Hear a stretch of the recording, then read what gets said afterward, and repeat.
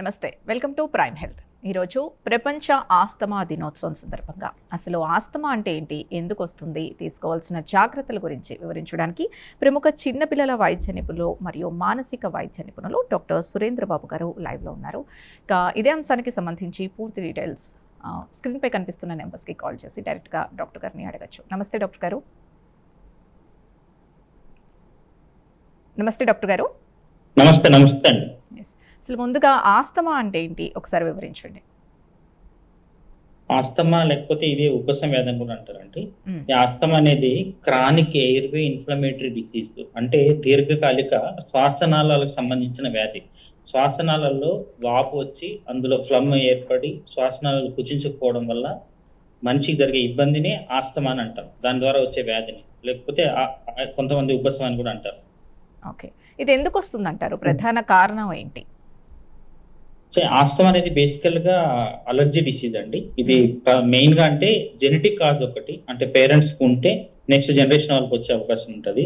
Second thing, allergens కి expose అవడం వల్ల, అలర్జీస్ వల్ల. ఇప్పుడు కొంతమంది కొన్ని రకాల వస్తువులు పడవు, కొన్ని రకాల ఫుడ్ సబ్స్టెన్స్ పడదు, కొన్ని రకాల అంటే గాల్లో దుమ్ము ధూళి లాంటివి డస్ట్ ఉన్నప్పుడు పడదు, కొంతమంది కొన్ని రకాల అనిమల్ హెయిర్ పడదు, కొంతమందికి పోలన్ గ్రెయిన్స్ పడవు.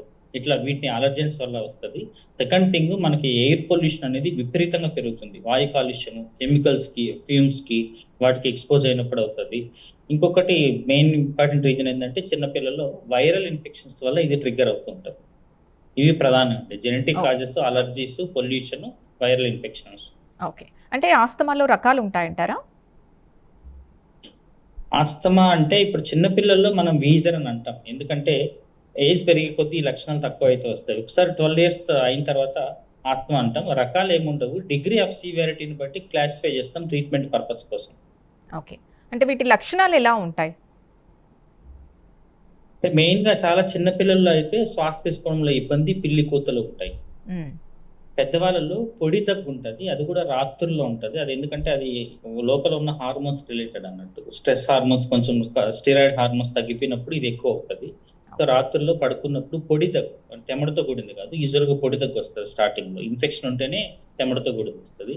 పొడి దగ్గు, ఛాతీ టైట్నెస్, ఎయిర్ హంగర్, శ్వాస తీసుకోవడానికి ఇబ్బంది అవ్వడము, పిల్లి కూతలు రావడము. సో ఇది తీవ్రంగా ఉన్నప్పుడు మనిషి శ్వాస తీసుకోవడానికి బాగా ఇబ్బంది పడి అలసిపోయి రెస్పిరేటరీ ఫెయిల్యూర్ లెక్క, శ్వాస పూర్తిగా తీసుకోలేక ఇబ్బంది పడి రెస్పిరేటరీ ఫెయిల్యూర్ లో చనిపోయే అవకాశం కూడా ఉంటుంది. ఓకే, ఇప్పుడు అంత ఎమర్జెన్సీ సిచ్యువేషన్స్ ఉన్నప్పుడు సో ఎలాంటి పరిస్థితుల్లో ఇమ్మీడియట్గా డాక్టర్ని కన్సల్ట్ చేయాలంటారు? సో ఒక్కటి మనకు తెలుసుకోవాల్సింది ఏంటంటే, ఆస్తమా అనేది ఇది ట్రీటబుల్ కండిషన్, అంటే కంట్రోలబుల్ డిసీజ్. ఎవరైతే ట్రీట్మెంట్ సరిగ్గా తీసుకోరో వాళ్ళకి ఖచ్చితంగా సీరియస్ గా హాస్పిటలైజేషన్ అవసరం పడుతుంది. అసలు మనము ఈరోజు world asthma day, every year May 1st Tuesday world asthma డేగా చేసుకుంటాం. ఎందుకంటే ఇది కంట్రోలబుల్ డిసీజ్. దీన్ని గన మనకి అవగాహన లేకుండా సరిగ్గా ట్రీట్మెంట్ చేసుకోకపోతే ఇలానే శ్వాస తీసుకోవడం బాగా ఇబ్బంది అయ్యి ఆక్సిజన్ లెవెల్స్ పడిపోయి రెస్పిరేటరీ ఫెయిల్యూర్, అంటే పూర్తిగా ఇంకా ఊపిరితిత్తులన్నీ క్లోజ్ అయిపోతాయి అన్నట్టు. అంటే గాలి ఆడదు, గాలి ఆడిన పరిస్థితుల్లో హాస్పిటల్ అడ్మిట్ అవ్వాల్సి వస్తుంది. ఎవరికైనా కానీ బాగా పిల్లి కూతులు వినిపిస్తున్నాయి, ఎగపోత ఉంటుంది, శ్వాస తీసుకోవడానికి ఇబ్బంది అవుతుంది, చెస్ట్ బాగా టైట్ ఉంది, అట్లాంటప్పుడు ఖచ్చితంగా డాక్టర్ని సంప్రదించాలి. ఓకే, మరి సంప్రదించాక ట్రీట్మెంట్ ఎలా ఉంటుంది? ఎలాంటి ట్రీట్మెంట్ స్టార్ట్ చేస్తారు? ట్రీట్మెంట్ ఒక విషయం అంటే ఇక్కడ నేను ఒక 1 minute ఎక్స్ట్రా టైం తీసుకుంటాను. ఫస్ట్ మనకి డిసీజ్ ఏంటో తెలిస్తే మనకి ట్రీట్మెంట్ సింపుల్ అవుతుంది. ఫస్ట్ శ్వాసనాళాలు ఇలా ఉంటాయి, ఇంత ఓపెన్ గా. స్టార్టింగ్ లో ఇక్కడ ట్రిగ్గర్ ఏదైతే పడని వస్తువు ఉందో దానికి ఎక్స్పోజ్ అయినప్పుడు, సపోజ్ కొంతమందికి పోలన్ గ్రెయిన్స్ పడవు, కొంతమందికి అనిమల్ హెయిర్ పడదు, కొంతమందికి ఇంట్లో బూజు దులిపినప్పుడు పడదు, కొంతమందికి చల్లని వస్తువులు తీసుకుంటే పడదు. అట్లా ఎక్స్పోజ్ అయినప్పుడు, ట్రిగ్గర్ కి ఎక్స్పోజ్ అయినప్పుడు ఫస్ట్ ఇన్ఫ్లమేషన్, వాపు వస్తుంది. సో మీరు గమనించవచ్చు, ఇక్కడున్న ఎయిర్వే సైజ్ కి దీని డయామీటర్ తగ్గిపోయింది. ఈ వాపు వచ్చిన తర్వాత మ్యూకస్ అనేది ఎక్సెస్ గా సెక్రెట్ అయిపోయింది, లోపల ఫ్లమ్ ఏర్పడుతుంది. అది ఏర్పడిన తర్వాత ఇంకా బ్రాంకియల్ మజిల్స్ కుచించిపోతాయి, పూర్తిగా క్లోజ్ అయిపోతాయి అన్నట్టు. ఇప్పుడు నార్మల్ గా ఇలా ఉండాల్సింది ఇట్లా పూర్తిగా క్లోజ్ అయిపోతుంది. సో అప్పుడు శ్వాస తీసుకోవడానికి ఇబ్బంది అవుతుంది. సో ట్రీట్మెంట్ ఏం చేయాలి? 3 things అండి గుర్తుపెట్టుకోవాల్సింది. ఫస్ట్, పాసిబుల్ అయితే ఏదైతే ట్రిగ్గర్ ఉంటుందో, ఏదైతే పడని వస్తువు ఉంటుందో దాన్ని అవాయిడ్ చేయాలి. సెకండ్ థింగ్, ఇప్పుడు ఇమ్మీడియట్ గా లక్షణాలు ఉన్నప్పుడు రిలీవర్ అంటాం. రిలీవర్ అంటే దీన్ని ఇలా తీసుకొచ్చేది. ఇప్పుడు ఇట్లా క్లోజ్ అయిపోయిన దాన్ని ఇలా తీసుకొచ్చేది, అది రిలీవర్, బ్రాంక్ డైలేటర్ అంటాం. థర్డ్ థింగ్ ప్రివెంటర్, అంటే ఇలాంటి పరిస్థితి రాకుండా, ఈ వాపు ఎక్కువ కాకుండా, ఇక్కడ వాపు ఎక్కువ కాకుండా కాపాడేదాన్ని మనం ప్రివెంటర్ అంటాం. సో 2 రకాల మందులు, ఒకటి రిలీవర్, ఒకటి ప్రివెంటర్. రిలీవర్ అనేది ఎమర్జెన్సీలో శ్వాస తీసుకోవడానికి ఇబ్బంది ఉన్నప్పుడు రిలీఫ్ కోసం వాడేది రిలీవర్. ఇలాంటి పరిస్థితి రాకుండా వాడేది ప్రివెంటర్. సో ఇవి ఇన్హేలర్స్. ట్రీట్మెంట్ విషయంలో మనం స్పెషల్గా గుర్తుపెట్టుకోవాల్సింది, ఎక్కడైతే ప్రాబ్లం ఉందో అక్కడ ట్రీట్మెంట్ చేసుకోవడం అనేది మంచిది. టాబ్లెట్లు, ఇంజెక్షన్లు ఇలాంటివి కాదు.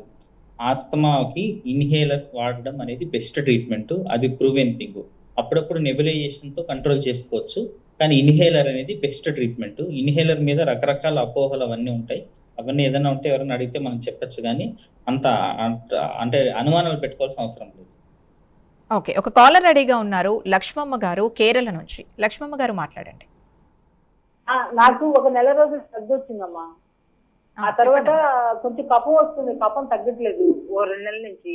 దానికన్నా ఏం చేయాలి? అమ్మా, మీకు కఫం ఉంది అంటే అది చూడాలి. అంటే ఆస్తమాలో బాగా సివియర్ గా ఉన్నప్పుడు కఫం వస్తుంటది. జ్వరం ఉందా లేదా, ఏమన్నా బరువు తగ్గుతున్నారా, ఇలాంటివి చూసుకొని ఒకసారి ఛాతీ డాక్టర్ని కలిసారంటే మీకు చెప్తారు. అవసరమైతే ఎక్స్రే లాంటి పరీక్షలు చేసి లోపల ఏదైనా వ్యాధి ఉందా, వ్యాధిని బట్టి ట్రీట్మెంట్ ప్లాన్ చేసుకోవాలమ్మా. దగ్గు అనేది వ్యాధి కాదు, దగ్గు అనేది వ్యాధి లక్షణం. దగ్గు రావడానికి చాలా కారణాలు ఉంటాయి, అందులో ఆస్తమా అనేది కూడా ఒకటి. ఓకే, అయితే ఆస్తమా విషయానికి వస్తే ఎక్కువగా ఇది చిన్నపిల్లల్లో ఎందుకు కనిపిస్తుంది? ఎక్కువ ఏం లేదండి, చిన్నపిల్లల్లో ఇన్ఫాక్ట్ 10% పాపులేషన్ చిన్నపిల్లలు, ఓకే, ఎక్కువనేమి ఉండదు. యాక్చువల్గా చిన్నపిల్లలు మేము ఆస్తమాన్ని లేబుల్ చేయం. ఇప్పుడు ఇన్ఫాంటల్ వీజర్ అంటాం, లెస్ దెన్ 1 year వాడిని. ఓకే, 5 years లోపల వాడిని అండర్ 5 వీజర్ అంటాం. అంటే వాడికి వీజింగ్ సౌండ్ వస్తుంది, కానీ అదృష్టం ఏంటంటే చిన్నపిల్లల్లో ఏజ్ పెరిగే కొద్దీ అలర్జీ రెస్పాన్సెస్ తగ్గిపోతాయి. 12 years తర్వాత తగ్గే అవకాశం తక్కువ, కానీ 12 years వరకు పిల్లలు అవుట్గుర్ అవుతారు అలర్జీ రెస్పాన్స్ అన్నిటిని కూడా. కాకపోతే చిన్నపిల్లల్లో ప్రమాదం అయ్యే అవకాశం ఉంటుంది, ఎందుకంటే చాలా నేరో ఎయిర్వేస్ కదా. వైరల్ ఇన్ఫెక్షన్స్ లాంటివి ట్రిగ్గర్ చేసి వీళ్ళు ఇన్ఫెక్షన్ ప్లస్ ఈ ఎయిర్వే బ్లాక్ అవ్వడం, అంటే lung disease, parenchyma disease plus airway block అయిపోవడం వల్ల వెంటిలేటర్ మీదకి వెళ్ళడం, అట్లాంటి ప్రమాదం ఎక్కువ ఉంటుంది చిన్నపిల్లలు. సో ట్రీట్మెంట్ కొంచెం డిఫికల్ట్, అంటే అడల్ట్స్ తో కంపేర్ చేస్తే. ఎందుకంటే అడల్ట్స్ అర్థం చేయించవచ్చు ఇన్హేలర్ ఎట్లా తీసుకోవాలనేది. చిన్నపిల్లలకి మనం ఇన్హేలర్ ఇప్పుడు ఇవ్వడం అనేది కొంచెం కష్టం, కానీ 1 month బేబీ దగ్గర నుంచి ఈ లక్షణాలు ఉంటే ట్రీట్మెంట్ చేసుకోవచ్చు, అది పాసిబుల్ అవుతుంది, కంట్రోల్ చేసుకోవచ్చు డిసీజ్. 1 month ఆఫ్ ఏజ్ నుంచి కూడా మనం ఇవ్వచ్చు మాస్క్ ద్వారా. అంటే చిన్నపిల్లల్లో ముందుగానే గుర్తించి ఏదైనా ముందు జాగ్రత్తలు తీసుకునే అవకాశం ఏమన్నా ఉంటుందా? అదే వైరల్ ఇన్ఫెక్షన్ నుంచి కాపాడుకోవాలి, ఇమ్యునైజేషన్ లాంటి వ్యాక్సిన్స్ లాంటివి వేసుకోవాలి, ఫ్లూవీర్ లాంటివి కన్నా. సో వీళ్ళకి చల్లని తీయని వస్తువులు అవాయిడ్ చేయడం మంచిది. ఎవరికైతే ఈ లక్షణాలు, అంటే ఆస్తమా లక్షణాలు ఒకసారి వచ్చినాయి అనుకోండి, ఈ వస్తువు పడదు అనుకుంటే దానికి ఎక్స్పోజ్ కాకుండా ఉంటే మంచిది. ఓకే, అంటే ఫర్ సపోజ్ దుమ్మే తీసుకుందాం, వాళ్ళకి ఆ ఇన్ఫెక్షన్ ఉన్నప్పుడు ఎలా నివారించాలంటారు? ఎలా దూరంగా ఉంటే బెటర్ అంటారు? మాస్కులు లాంటివి పెట్టుకోవడానికి ప్రయత్నం చేయాలి. ఇప్పుడు శుభ్రంగా ఉంచుకోవాలి ఖచ్చితంగా. ఇండోర్ పొల్యూషన్ అనేది ఒకటి మెయిన్ ఇంపార్టెంట్. మనం ఇంట్లోపల కానీ శుభ్రంగా ఉంచుకోవాలి, వాటి ఎక్స్పోజర్ తగ్గించాలి. తప్పనిసరి పరిస్థితుల్లో వాటికి ఎక్స్పోజ్ అయినప్పుడు ఆస్తమా లక్షణాలు వస్తాయనుకుంటే మాస్క్ లాంటివి ధరించడం మంచిది. ఓకే, అలాగే ఇందాక ఇన్హేలర్ అసలు చాలా బెస్ట్ ట్రీట్మెంట్ అని చెప్పేసి అన్నారు వాడటం అనేది, కానీ ఇన్హేలర్ పట్ల చాలా మందికి అపోహలు ఉన్నాయి, అది లాంగ్ రన్లో వాడటం అంత మంచిది కాదు అని చెప్పి. దీనిపై మీరేమంటారు? అదే, ఈ ఖచ్చితంగా ఇది ఒక మిత్, మూఢనమ్మకం. ఎందుకంటే మీరు టాబ్లెట్ వేసుకున్నా, ఇంజెక్షన్ తీసుకున్నా, ఊపిరితిత్తులకు వెళ్ళే శ్వాసనాళాల్లో ప్రాబ్లం ఉంది, నేను ఇక్కడే పనిచేస్తాను అని ఆ టాబ్లెట్కి తెలియదు. లివర్ మీద పనిచేస్తుంది, కిడ్నీ మీద పనిచేస్తుంది, హార్ట్ మీద పనిచేస్తుంది, బోన్స్ మీద పనిచేస్తుంది, అన్నిటి మీద పనిచేస్తుంది, దీని మీద కూడా పనిచేస్తుంది. దీని మీద పనిచేసే అంత డోస్ వాడితే వీటికంటే ముందు మిగిలిన అన్ని ఆర్గాన్స్ మీద పనిచేస్తుంది. సో ఫస్ట్ కామన్ సెన్స్ ఏంటంటే, మనకి కన్నుకి ప్రాబ్లం అయితే కన్నుకి ట్రీట్మెంట్ చేసుకోవాలి, కానీ కాలుకి చేయదు. కరెక్ట్. సో శ్వాసనాళాల్లో ప్రాబ్లం ఉన్నప్పుడు శ్వాసనాళానికి ట్రీట్మెంట్ చేయాలి. శ్వాసనాళానికి మందు ఎలా పంపించాలి? నెబులైజేషన్ ద్వారా శ్వాసధారాన్ని పంపించాలి, నెబులైజర్ లేదంటే ఇన్హేలర్. నెబులైజర్ అనేది ప్యాసివ్ ప్రాసెస్, అంటే మెడిసిన్ మిషన్ పెట్టి మనకు మెడికేషన్ వస్తుంటే మనం తీసుకుంటే లోపల పోతుంది, తీసుకోకుండా తల పక్కకు తిప్పేసిన, ఊపని ఊపేసినా బయటకు వెళ్ళిపోతుంది. సో అది ప్యాసివ్ ప్రాసెస్, మెడిసిన్ రీచ్ అవుతుందో లేదో తెలియదు. ఇన్హేలర్ అనేది యాక్టివ్ ప్రాసెస్, తప్పకుండా రీచ్ అవుతుంది మనం పీల్చుకుంటే. ఓకే. ఇది మెయిన్ డిఫరెన్స్. సెకండ్ థింగ్ ఏంటంటే డోస్. మిల్లీగ్రామ్స్ లో వాడతాము నెబులైజర్ డోస్, మిల్లీగ్రామ్స్ లో వాడతాము టాబ్లెట్స్ డోసులు కూడా. ఇన్హేలర్ డోసు మైక్రోగ్రామ్స్ లో ఉంటుంది. సో దీనికి దానికి చాలా ఫరక్ ఉంటుంది. ఇది తక్కువ డోసు, అడిక్షన్ పొటెన్షియల్, ఇది డ్రగ్ అబ్యూస్ పొటెన్షియల్ ఉండే మెడిసిన్ కానే కాదు. ఒక్క మాటలో చెప్పాలంటే అండి, ఇది అడిక్షన్ అయ్యే విషయం కాదు, అవసరం. ఆస్తమా పేషెంట్స్ కి ఇన్హేలర్ అనేది అవసరం. అది అడిక్షన్ కాదు, అది అలవాటుగా మారదు, ఖచ్చితంగా అవసరమే. మనం రోజు బ్రష్ ఎట్లా చేసుకుంటాము, రోజు స్నానం ఎట్లా చేస్తాము, అట్లా వాళ్ళు ఎవరికైతే అంటే వ్యాధి తీవ్రతను బట్టి, కాలాన్ని బట్టి, కొంతమందికి చలికాలంలో విపరీతంగా ఉంటుంది, సమ్మర్లో హ్యాపీగా ఉంటారు, రైనీ సీజన్ స్టార్ట్ అయిన వెంటనే స్టార్ట్ అవుతుంది. అట్లాంటి టైంలో అది పర్సనలైజ్ చేసుకోవాలి. ఎవరు సంవత్సరం అంతా జీవితం మొత్తం వాడాలని అట్లేమి ఉండదు, పర్సనలైజ్ చేసుకోవాలి. వ్యాధి లక్షణాలను బట్టి, ట్రిగ్గర్స్ని బట్టి ఇన్హేలర్ అనేది బెస్ట్ మెడిసిన్. ఓకే. అలాగే ఆస్తమా ఉన్న వారికి ఎందుకు డాక్టర్ గారు నైట్ అటాక్స్ ఎక్కువగా ఉంటాయి? సారీ, ఏమన్నారు? నైట్ టైం, రాత్రులు ఈ ఆస్తమా అటాక్ అవ్వడం అనేది ఎక్కువగా ఉంటుంది. నైట్ టైంలో ఎక్కువ అంటున్నారు. Okay okay. ఎందుకంటే స్ట్రెస్ హార్మోన్స్ అనేటివి, కొంచెం స్టెరాయిడ్స్ అనేటివి బాడీలో లో లెవెల్కి వెళ్తుంది మార్నింగ్ టైంలో 2 o'clock తర్వాత. అది ఉన్నప్పుడు యూజువల్గా వాపు అనేది, స్ట్రెస్ హార్మోన్స్ ఉన్నప్పుడు, స్టెరాయిడ్స్ ఉన్నప్పుడు వాపు వచ్చే అవకాశం ఉండదు. సో అవి తక్కువ అయినప్పుడు వాపు వస్తుంది. ఇంకోటి వాతావరణంలో కూడా చల్లదనం ఉంటుంది కదా, సో ఎయిర్వే అనేది కుచించిపోతుంది. Yes. ఇప్పుడు ఆస్తమా అనేది ఇందాక చెప్పారు కంప్లీట్గా క్యూరబుల్ డిసీజ్ అని చెప్పేసి అని. ఇది క్యూరబులా లేదా కంట్రోల్లో? లేదు, క్యూరబుల్ అనలేదు నేను, Control. Controllable disease. ఇది క్యూరబుల్ డిసీజ్ కాదు. ఇంకొక విషయం ఏంటంటే, ఎవరైనా కానీ ఆస్తమా 1 week లో మాయమైపోతుంది, ఒక డోస్లో మాయమైపోతుంది. అంటే కాంట్రవర్సీ చేయాలనే ఉద్దేశంతో చెప్పట్లేదు. చేప మందు మీకు తెలుసు, హైదరాబాద్ లో చాలా ఫేమస్. ఒక్కసారి చేప మందు వేసుకుంటే ఖచ్చితంగా తగ్గిపోతుంది అని కూడా ప్రాక్టీస్ చేస్తుంటారు. అది ఎలా పనిచేస్తుంది అనేది మాకు తెలియదు, కానీ ఆస్తమా గురించి అయితే 100% తెలుసు. ఆస్తమాకి దానికి రిలేషన్షిప్ ఉండదు. ఆస్తమా అనేది దీర్ఘకాలికమైన వ్యాధి, అది కంట్రోలబుల్ డిసీజ్, అది క్యూరబుల్ డిసీజ్ కాదు. ఇంకొక విషయం, ఆత్మ కంట్రోల్ పెట్టుకుంటే మన ఆయుష్ కానీ, మన జీవన అంటే మన లైఫ్ స్టైల్ కానీ పెద్దగా నష్టమేం లేదు. ఎక్సర్సైజ్ చేస్తే కూడా కొంతమందికి ఆస్తమా వస్తుంది, ఎక్సర్సైజ్ ఆస్తమా. అలాంటి వాళ్ళు కూడా ఇన్హేలర్ వాడుకొని ఒలింపిక్స్ లో అట్లా పార్టిసిపేట్ చేసి మెడల్ సంపాదించిన వాళ్ళు ఉన్నారు. సో మన ఆయుష్ కానీ, మన లైఫ్ స్టైల్ కానీ ఆస్తమా వల్ల ఇబ్బంది అవ్వదు, ప్రొవైడెడ్ ఇన్హేలర్ ప్రాపర్ గా తీసుకుంటే. అసలు ఇవన్నీ ఎందుకు మాట్లాడుతున్నాం అంటే అండి, ఇప్పుడు మన దేశంలో, ప్రపంచంలో సుమారుగా 26 కోట్ల నుంచి 36 కోట్ల మంది ఆస్తమా పేషెంట్లు ఉన్నారు. మన దేశంలో 3.5 కోట్ల మంది ఉన్నారు. ప్రపంచవ్యాప్తంగా ప్రతి సంవత్సరము 4,50,000 మంది ఆస్తమాతో చనిపోతున్నారు. ఏది? ట్రీట్మెంట్ ఉన్న వ్యాధి, సింపుల్ ట్రీట్మెంట్ 4,50,000 మంది చనిపోతున్నారు. అంటే ఎందుకంటారు నిర్లక్ష్యం ఎక్కడ జరుగుతుంది? అదే అక్కడికి వస్తున్నా. ప్రపంచంతో పోలిస్తే మన దేశంలో ఆస్తమా రోగుల పర్సంటేజ్ 13%, 13 నుంచి 15%. మరణాల సంఖ్యతో పోలిస్తే 40%, 3 రెట్లు ఎక్కువ. ఎందుకు అంటే అసలు ఆస్తమాని ప్రాపర్ గా వ్యాధి లక్షణాలని ప్లస్ పల్మనరీ ఫంక్షన్ టెస్ట్ చేసి ఇది ఆస్తమా అని డయాగ్నోస్ అయ్యేది 100 మందిలో కేవలం 30% మందికే. మిగిలిన 70% మంది అక్కడో ఇక్కడో ఏదో ఒక స్టిరాయిడ్ టాబ్లెట్, అప్పుడప్పుడు నెబులైజేషన్ అట్లా తీసుకొని మేనేజ్ చేస్తూ ఉంటారు. బాగా సీరియస్ అయిపోయి ఇంకా శ్వాస తీసుకోవడం ఇబ్బంది అవుతుంది అనుకున్నప్పుడు మాత్రమే హాస్పిటల్కి రావడం అట్లా చేస్తూ ఉంటారు. సో డయాగ్నోస్ అయ్యేది ఓన్లీ 30% మంది. అందులో ప్రాపర్ గా పక్కాగా మెడిసిన్ వాడేది ఒక 10%, 90% సరిగ్గా ఉపయోగిస్తలేరు. సో అది చాలా పెద్ద ప్రమాదం. ఎందుకంటే నార్మల్ గా ఉన్న మనిషి సడన్ గా సీరియస్ అయ్యి ఐసీయూలో అడ్మిట్ అయ్యి చనిపోయే అవకాశం ఉంటుంది.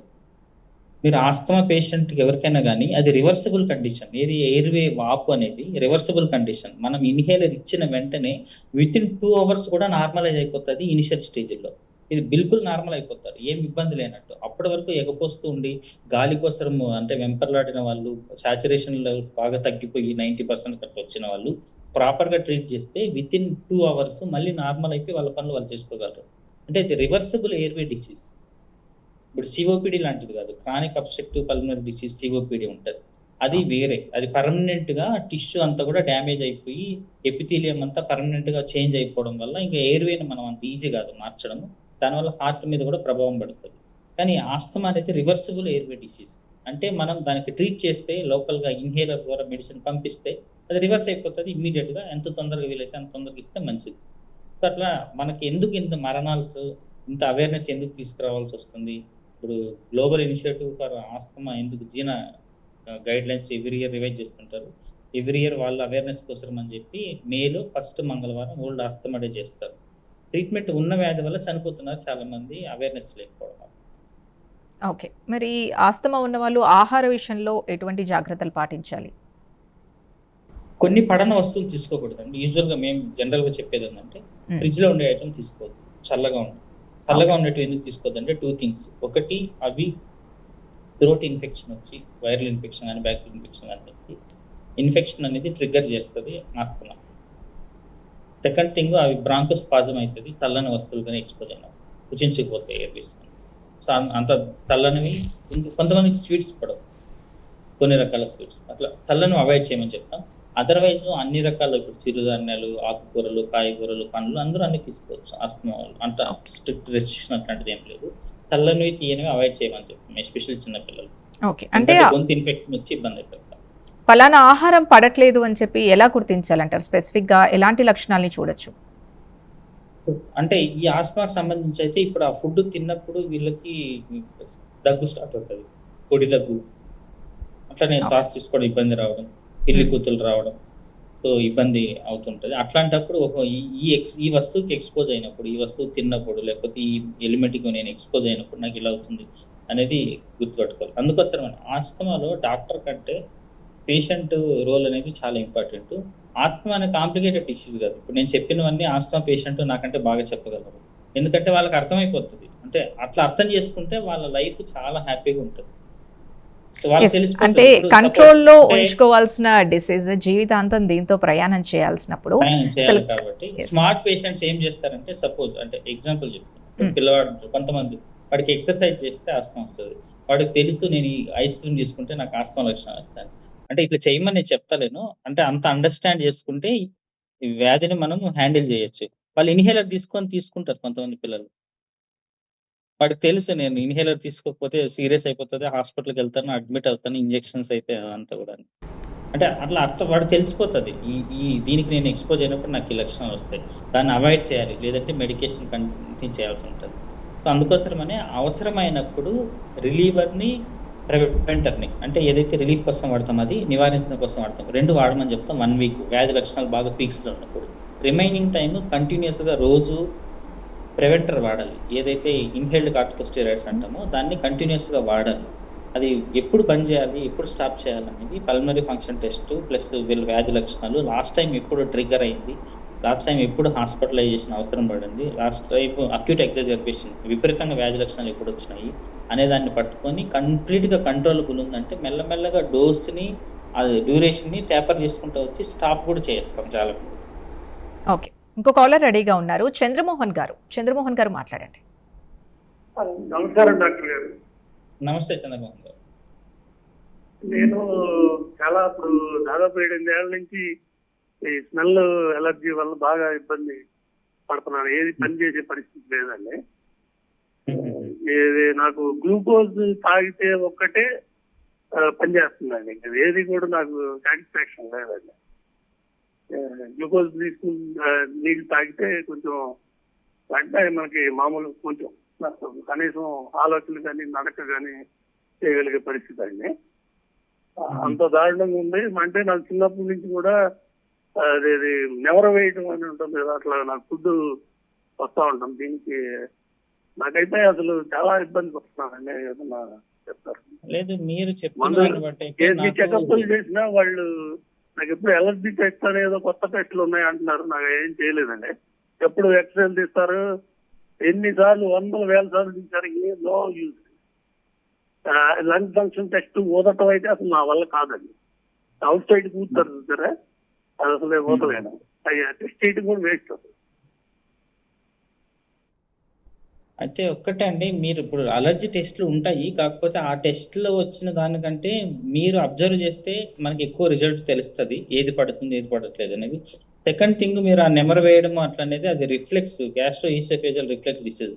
అసిడిటీ అనేది పెద్దవాళ్ళలో ఆస్తమాకి one of the trigger factor. ఇక్కడ అసిడిటీ రిఫ్లెక్స్ అవడం వల్ల దాన్ని మనం కంట్రోల్ చేసుకోవచ్చు. బాగా సివియర్గా ఉన్నప్పుడు మీరు టాబ్లెట్స్ వాడుకోవచ్చు. ప్లస్ మీ లైఫ్ స్టైల్ మాడిఫికేషన్ చేసుకోవాలి. డైట్ రిలేటెడ్ కొంచెం మసాలా ఐటమ్స్ అవాయిడ్ చేయడము, ఆహారం తీసుకునేటప్పుడు వాటర్ తీసుకోవడం అవాయిడ్ చేయడము, తిన్న వెంటనే పడుకోకుండా ఉండడము, తినడానికి పడుకోవడానికి మధ్యలో అట్లీస్ట్ 2 to 3 అవర్స్ గ్యాప్ ఇవ్వడము, రెగ్యులర్ టైమింగ్స్ తినడము. అది అసిడిటీ కంట్రోల్ చేసుకుంటే మీకున్న లక్షణాలు కంట్రోల్ అవుతాయని అనిపిస్తుంది. అలర్జీ టెస్ట్లు ఎవరైనా అలర్జీ స్పెషలిస్ట్ తప్పకుండా చేసుకోవాలి, మాకు అర్థం అవ్వట్లేదు అన్నప్పుడు మాత్రమే వెళ్ళండి. అదర్వైజ్ రొటీన్ గా అలర్జీ టెస్ట్ చేసుకోవాల్సిన అవసరం లేదు.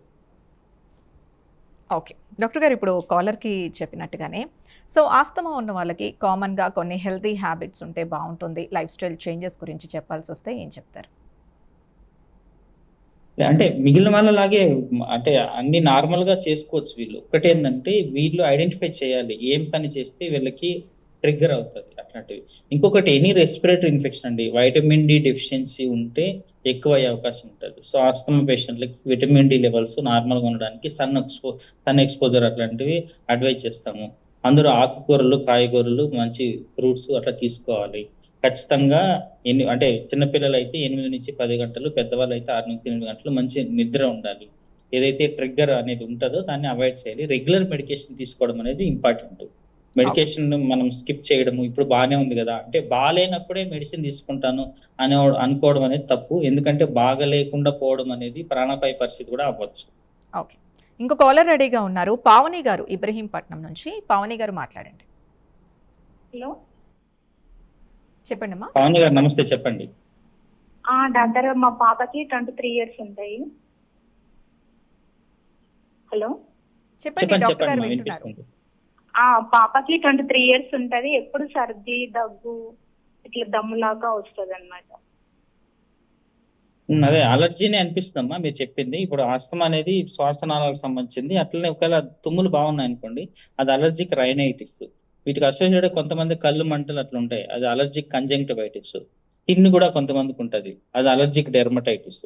సో అలర్జీ అనేది శ్వాసనాళాలకు మాత్రమే కాదు, మిగిలిన అవయవాలకు ఉంటే దాన్ని బట్టి ట్రీట్మెంట్ చేసుకోవాలి. మీరు ఏదైనా ట్రిగ్గర్ ఉంటే దాన్ని అవాయిడ్ చేయడానికి ప్రయత్నం చేయాలి. Anti allergy medicines వాడుకోవాలమ్మా.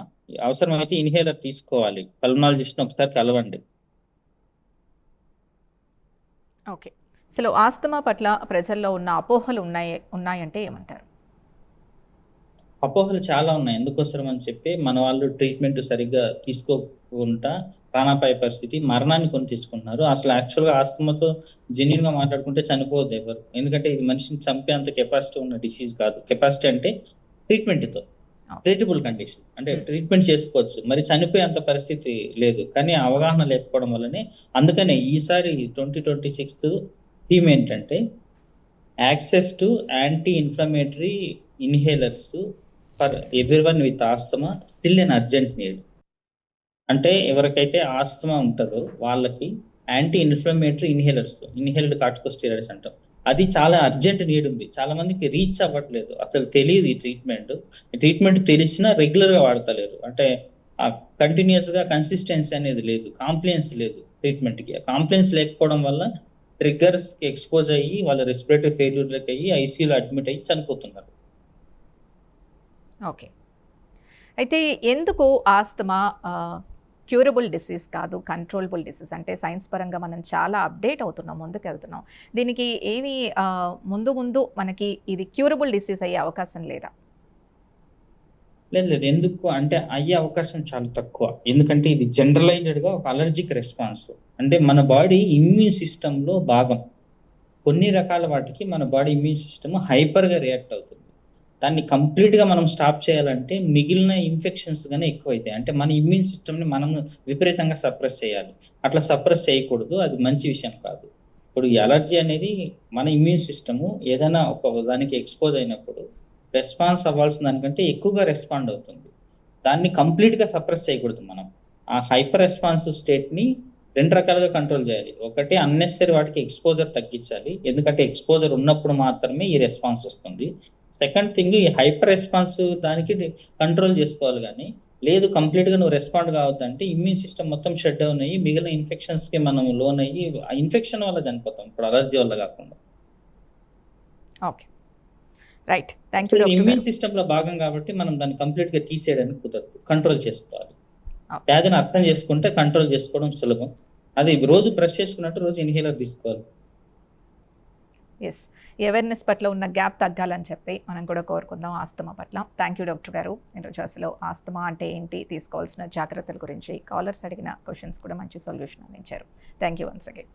ఇది వాళ్ళ ప్రైమ్ హెల్త్. రేపటి ప్రైమ్ హెల్త్లో మళ్ళీ కలుద్దాం. Keep watching prime 9.